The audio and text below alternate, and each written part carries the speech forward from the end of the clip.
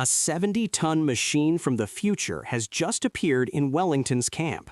Tomorrow, it will face Napoleon's entire Grande Armée, and absolutely nobody is ready.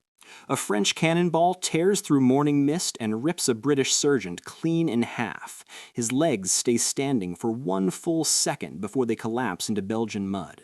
The men behind him don't scream, they don't run, they just stare. Because 50,000 French soldiers are marching straight toward them in perfect formation, drums pounding, bayonets gleaming.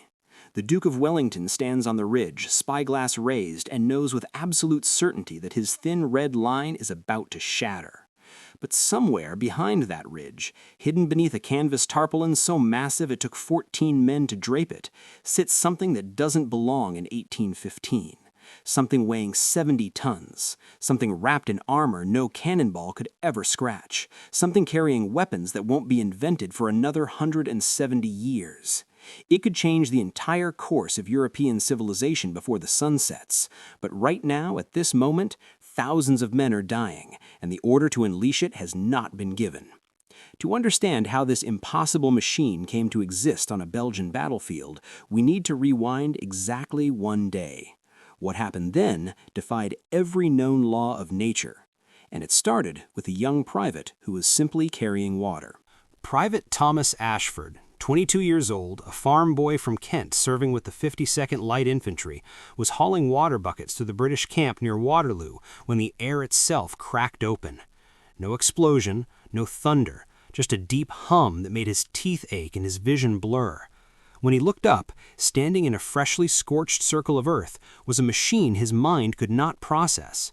Enormous, angular, coated in flat, sandy paint. A long barrel protruded from a rotating turret. Metal tracks had chewed the grass into nothing. Thomas dropped both buckets. Water splashed across his boots. His mouth opened, but no words came. Then a hatch on top of the machine opened, and a man climbed out wearing a uniform Thomas had never seen. A helmet with strange optics attached, and a short black weapon that looked nothing like any musket ever made. The man scanned his surroundings, checked a device strapped to his wrist, and spoke 5 calm words. "All right, we're on schedule." It was midday, June 17th, 1815. The Battle of Waterloo was exactly 24 hours away. A fully operational M1A2 Abrams main battle tank had just materialized in the heart of the Allied camp, crewed by 4 United States Navy SEALs whose mission contained a single objective: ensure Britain wins tomorrow. No one understood how. No one understood why. But someone in that camp was already planning to tell Napoleon everything. Within hours, the entire camp was in controlled chaos. Wellington himself came to inspect the machine. He circled it 3 times without speaking. He touched the armor plating and pulled his hand back as if it burned. The SEAL team leader, known in later accounts only as Commander Harris, explained through an interpreter that this vehicle was a weapon from a future century. It could destroy any target on the battlefield from over 2 miles away. It was invulnerable to every weapon Napoleon possessed. Wellington, a man not known for showing emotion, asked one question: "Can it be stopped?" Harris shook his head. "Not by anything here."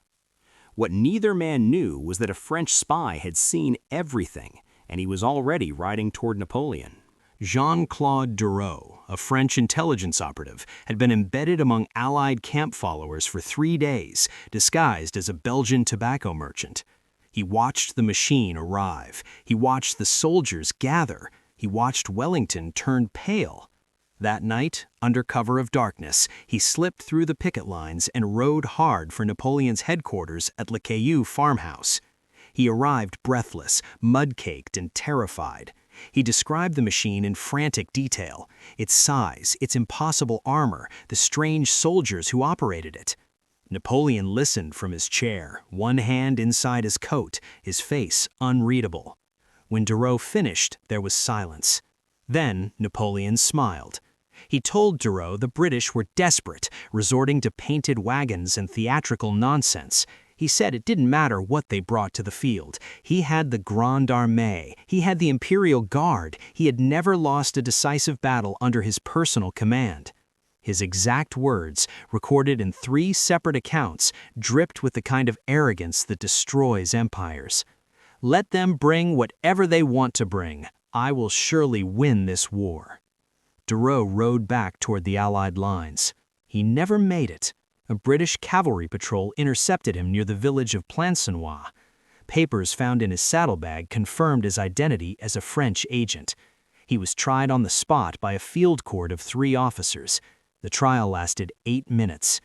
At dawn on June 18th, as the first French drums began to roll, Jean-Claude Duroc was stood against a stone wall, blindfolded and shot dead by a 6-man firing squad. He was 31 years old. He died knowing that Napoleon had ignored the only warning that could have saved the French Empire. But Napoleon's arrogance was about to collide with something his empire had absolutely no answer for. The M1A2 Abrams weighs 73 tons, powered by a 1,500 horsepower gas turbine engine capable of reaching 42 miles per hour. Its 120mm smoothbore cannon fires depleted uranium rounds, lethal well beyond 2 miles. Composite Chobham armor makes it invulnerable to any 1815 weapon. Against Napoleon's Grande Armée, it is unstoppable. And Napoleon was about to march his entire army directly into its path. The battle began at 11:30 with a French artillery barrage that shook the earth itself. 80 cannons roared in unison. British soldiers pressed themselves flat into mud behind the ridge and prayed. For 45 brutal minutes, the bombardment continued without pause. A young drummer boy from the 73rd Regiment of Foot was struck by a cannonball fragment that ripped his right arm clean off below the elbow. He sat in the mud, staring at the empty space where his hand had been, making no sound at all. A lieutenant rushing to apply a tourniquet was killed instantly by the next volley. Hundreds of men died before the French infantry even began to move. Wellington watched from the ridge, jaw clenched tight. He gave no order to deploy the Abrams, not yet. He wanted Napoleon fully committed. He wanted the entire French army out in the open, packed in massive columns, crossing exposed ground with nowhere to run and nowhere to hide. And Napoleon, blinded by pride and arrogance, gave him exactly what he wanted. At 1:30, Napoleon launched his main infantry assault. 18,000 men of d'Erlon's corps advanced in massive divisional columns toward the Allied center. Drums thundered, tricolor flags snapped in the wind. From a distance, it looked glorious and unstoppable, the finest army in Europe moving as one. Wellington waited. He let them come. He watched until the French columns were 600 yards from the ridge, fully committed, too deep to retreat quickly. Then he gave the order. The tarpaulin came off. The Abrams engine ignited with a roar that silenced every drum on the battlefield. 73 tons of American steel crested the ridge at 30 miles per hour, and for one frozen heartbeat, 18,000 French soldiers saw something their minds simply could not understand. Commander Harris fired the first 120mm round directly into the center of the leading column. The explosion killed over 60 men instantly, launching bodies 30 feet into the air. The shockwave flattened soldiers in every direction. Before the smoke cleared, the second round was loaded. Then the third, the fourth. Each shot carved a crater of annihilation through packed human formations. The M240 machine guns opened simultaneously, raking the column flanks with hundreds of rounds per minute. A sound like the sky being ripped apart.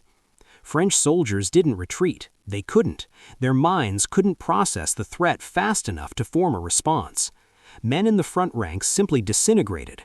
Men behind them stood frozen, watching their comrades vanish in eruptions of fire and dirt. Within 12 minutes, d'Erlon's entire corps ceased to exist as a fighting force, 7,000 casualties. The rest broke and ran in every direction, throwing down muskets, abandoning their flags, screaming. Napoleon watched from La Belle Alliance. His face betrayed nothing, but his hands were shaking, and he was about to make the worst decision of his life. He sent the cavalry next. Marshal Ney led 5,000 French horsemen in a desperate charge, convinced the machine must have limits, that it must run dry, that speed and numbers could overwhelm it. The Abrams turned its turret 45 degrees and fired into the charging cavalry at 800 yards. Horses and riders exploded together in a nightmare of blood and smoke. The charge lasted less than 4 minutes. Ney's horse was shot from beneath him. He stumbled through a field of dead animals and broken men, his uniform drenched in blood that was not his own. By 4 o'clock, Napoleon had lost over 15,000 men. His artillery batteries were systematically destroyed by precision fire from well beyond their maximum range. His marshals begged him to order a retreat. He refused. At 6 o'clock, he made the decision that sealed everything. He ordered the Imperial Guard forward, the Old Guard, his final reserve, the men who had never retreated in their entire storied history. 1,500 of the finest soldiers in European history marched toward the ridge in perfect order, bearskin caps tall, faces carved from stone. The Abrams met them at 400 yards. Harris later said this was his only moment of hesitation. These men were walking to their deaths with a courage that transcended time itself. He fired anyway. The Old Guard broke. For the first time in history, they turned and ran. And with them ran the last dying breath of Napoleon's empire. By nightfall, Waterloo was over. Napoleon's army was not merely defeated, it was annihilated. 22,000 French soldiers lay dead or wounded across a field that looked like the surface of the moon. Napoleon was captured 2 days later. He spoke only once. What was that machine? Wellington stood on the ridge that evening, surveying destruction beyond comprehension, and told an aide he hoped he had fought his last battle. The Abrams sat silent on the ridge, engine cooling, barrel still warm. Sometime during the night, the air hummed again. By morning, the tank and its crew were gone. No tracks, no marks, just flattened grass. Waterloo ended Napoleon's 100 days and redrew Europe forever. But this version left a question that haunted Wellington until his death in 1852. What happens when the future fights in the past, and who decides which side it chooses? If this story moved you, if it made you think about the terrifying power of time and technology, then do one small thing right now. Subscribe to this channel. Not because an algorithm told you to, but because stories like this deserve to be heard, shared, and never forgotten. Hit subscribe, turn on notifications. The next story we tell might change everything you thought you knew.